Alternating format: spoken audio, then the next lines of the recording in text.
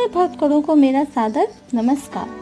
जगत्तात्रे नमस्तुभ्यं विष्णोश्च प्रियवल्लभे यतो ब्रह्मादयो देवा सृष्टिस्थित्यन्तकारिणः नमस्तुलसी कल्याणी नमो विष्णु प्रिये शुभे नमो मोक्ष प्रदे देवी नमः संपत्तदायिके।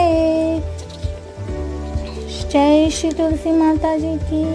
शांताकारं भुजगशयनं पद्मनाभं सुरेशं विश्वधारं गगनसदृशं मेघवर्णं शुभांगं लक्ष्मीकान्तं कमलनयनं योगविद्यानगम्यं वन्दे विष्णुं भवभयहरं सर्वलोकैकनाथम्। ओम नमो भगवते वासुदेवाय।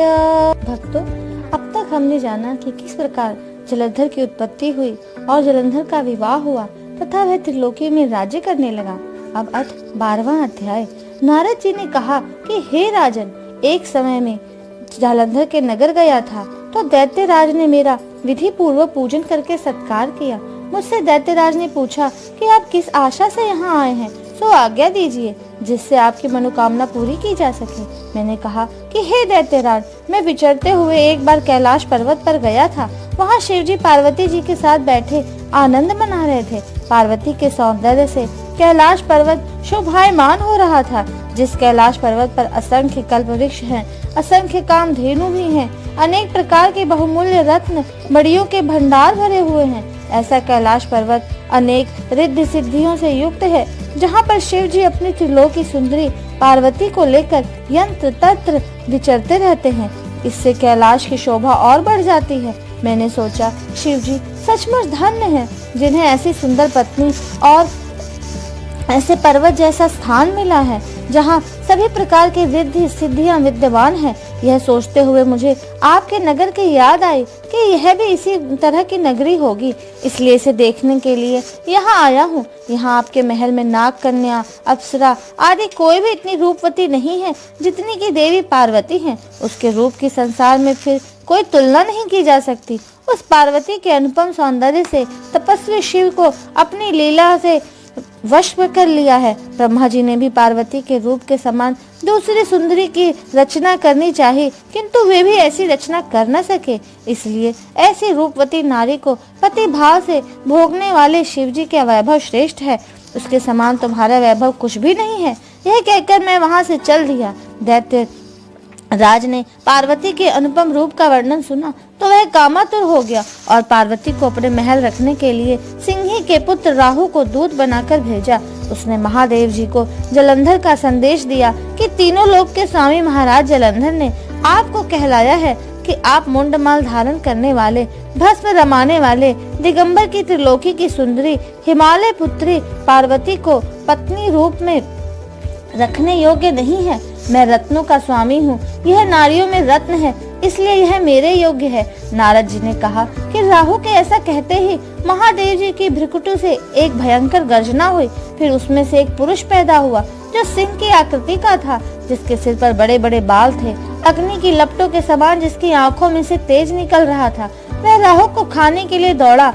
राहु उसे अपनी ओर आते देखकर डर के मारे भागा। जब वह राहु को पकड़कर खाना ही चाहता था कि शिवजी ने रोककर कहा कि यह दूध है, दूध पर वार नहीं करना चाहिए। पुरुष ने कहा कि मुझे भूख लगी है, मैं क्या खाऊं? महादेव जी ने कहा कि तू अपने हाथ पैर खा ले। उस पुरुष ने अपने हाथ पैर खा लिए, सिर्फ सिर ही बाकी रहा। शिवजी ने उसे देखकर प्रसन्नता से कहा कि तू कीर्तिमुख है, तू ही सदा मेरे द्वार पर रहेगा। नारद जी बोले, इसी दिन से कीर्तिमुख देवताओं के द्वार पर रहने लगा।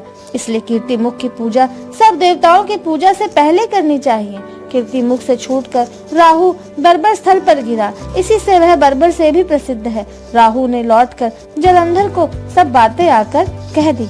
अथ 12वां अध्याय संपूर्ण। श्री कृष्ण गोविंद हरे मुरारी, हे नाथ नारायण वासुदेवा, राधे कृष्णा कृष्णा कृष्णा राधे कृष्णा कृष्ण कृष्ण श्री कृष्ण गोविंद हरे मुरारी। नमो नमो तुलसी महारानी, नमो नमो हरि की पटरानी। धन तुलसी पूरन तप कीनो, बनी शाली ग्राम पटरानी। जाके पत्र मंजरी कोमल, श्रीपति चरण कमल लपटानी। धूप दीप नैवेद्य आरती, पुष्पन की वर्षा बरसानी। 56 भोग 36 व्यंजन, तुलसी बिन हरि एक न मानी।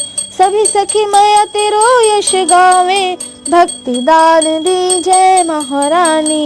नमो नमो तुलसी महारानी, नमो नमो हरि की पटरानी।